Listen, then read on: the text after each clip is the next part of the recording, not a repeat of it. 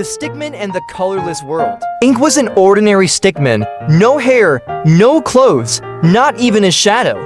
Everything in his world, the sky, the ground, the buildings, even the trees, existed in only two shades, black and white. No one questioned it, it was simply the way things were. Ink lived in a tiny room with plain white walls and a matte black floor.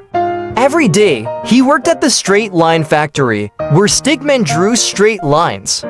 That's all they did, no curves, no colors, no questions. And Ink didn't ask questions either until one day.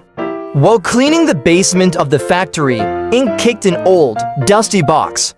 Inside, he found something strange, a wooden paintbrush with a glowing, shimmering blue tip. For the first time in his life, Ink saw a color that wasn't black or white. He held the brush, trembling. As soon as it touched the wall, a streak of blue spread out across the surface. Then the floor, then the ceiling. The room lit up, Ink's eyes widened. He had just painted color into the world. That night, Ink couldn't sleep.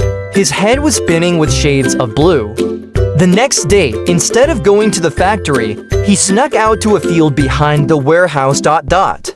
He painted a circle, and it glowed yellow, like the sun. He painted a tree, green sprouted from his strokes. Water flowed in vivid cyan.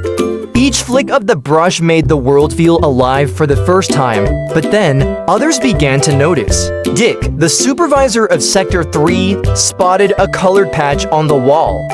Soon, the inspection team arrived, then the mayor, then the entire council. Color is dangerous. Color causes change. Who gave permission to create? To imagine, Ink was arrested, the brush was confiscated. He stood trial before the Council of Straight Lines. Locked in a gray cell, Ink sat in silence, not knowing what crime he truly committed. All he wanted was for the world to feel more. That night, when all hope seemed lost, the wall cracked open and the brush reappeared, glowing stronger than ever. This time, it didn't speak, it felt, it poured emotions into his mind, sadness, anger, joy, fear, swirling together like liquid light. Ink realized each color had a feeling, a weight. If used without care, the brush didn't just paint, it could summon. With a single stroke, he opened a rift in space. The prison vanished and he fell into a new realm. The realm of color, where emotions had form and personality. There, Ink met a being that looked exactly like him, but with glowing red eyes and skin covered in deep purple and black. He called himself Dark Ink, a creation born from the chaotic, unchecked emotions Ink had unleashed through his early paintings. You paint to decorate, I paint to dominate. You draw to understand the world, I draw to reshape it. Dark Ink wanted to invade the black and white world and drown it in twisted, corrupted color. He stole the brush, summoned monstrous creatures made of pure emotion, and opened a portal back to the city. When Ink returned, the world was collapsing, buildings melting into puddles of paint, stickmen frozen in mid-transformation, rivers turning into swirling liquid color. Ink reclaimed the brush and painted a perfect white circle, a gateway into his own subconscious. Inside, he faced his memories, childhood sketches torn apart, suppressed emotions, dreams never spoken.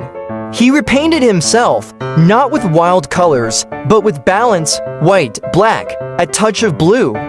Enough to be real, the brush blazed, dark ink, weakened, dissolved into a mist of leftover paint. The brush no longer glowed, but now, every stickman had their own brush, plain at first.